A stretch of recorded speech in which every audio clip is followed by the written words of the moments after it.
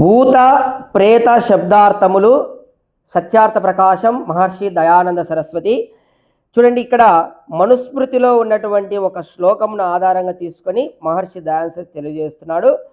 గురోహ ప్రేతస్య శిష్యస్తు పితృమేదం సమాచరన్ ప్రేతాహారై సమం తత్ర దశరాత్రేణ శుద్ధతి.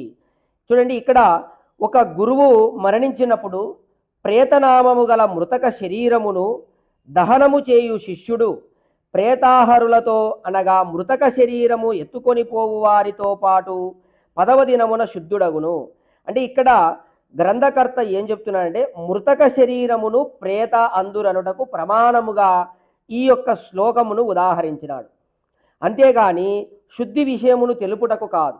కానీ ఆ శరీరము దహనము చేయబడిన తదుపరి ఆ యొక్క దానిని భూతము అందురు, అనగా ఒకానొక పేరుగల పురుషుడు ఉండెనని భావం. పలాని భూతం అంటే ఆ పలాని పురుషుడు ఉండినాడు అని తెలపడానికి ఆ భూతం అనేది వాడతారు. పుట్టినవారు ఎల్లరూ కొంతకాలము ఉండి తదుపరి ఉండరు, వారు భూతస్థులు అగుదురు, కావున వారికి భూతములు అని నామము ఏర్పడును.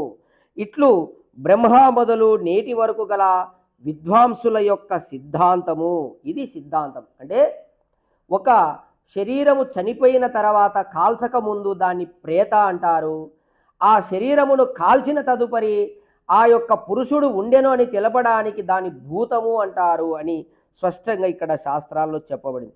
కానీ కుసంగమము కుసంస్కారములు కలవారికి భయము శంఖారూప భూత ప్రేతములు శాకిని ఢాకిని మున్నగు అనేక భ్రమలు దుఃఖములు కలిగించును. అంటే లోకములో దయ్యాలున్నాయి, భూతాలున్నాయి. అంటే భూతాలంటే దీన్ని చనిపోయిన దాన్ని భూతం అంటారు అని కాల్చిన తర్వాత దాన్ని భూతం అంటారని చెప్పబడింది. కానీ ఆ యొక్క ఈ విధంగా మనం చెప్పుకునేటువంటి షాకిని ఢాకిని ఇవన్నీ కూడా లేవు, అవి మనకు దుఃఖము కలిగిస్తాయని, అవన్నీ నమ్మకూడదని దయానంద మహర్షి తెలియజేశాడు. ఓం తత్ సత్.